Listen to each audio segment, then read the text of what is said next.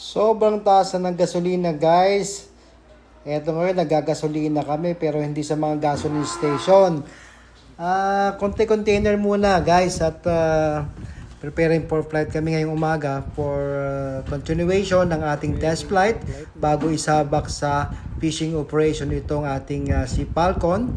Ito yung ating bagong helicopter nga sa mga previous vlogs natin na nakikita ninyo. So, part ng maintenance procedure na before ito dalhin sa laot ay kailangan ito totally checked lahat ng parameters and performance capabilities ng helicopter na ito. So, ngayon umaga ay kami ay naka-schedule for a test flight, kaya yan, in preparation, kailangan may gasolina. Napakataas ng gasolina, guys, kaya naman natipid-tipid muna tayo at kahit papano ang mahalaga, ma-check natin tong helicopter na dadalhin natin sa paghahanap buhay para sa ganon ito ay masabi nating airworthy at pwede nang isabak sa hanap buhay.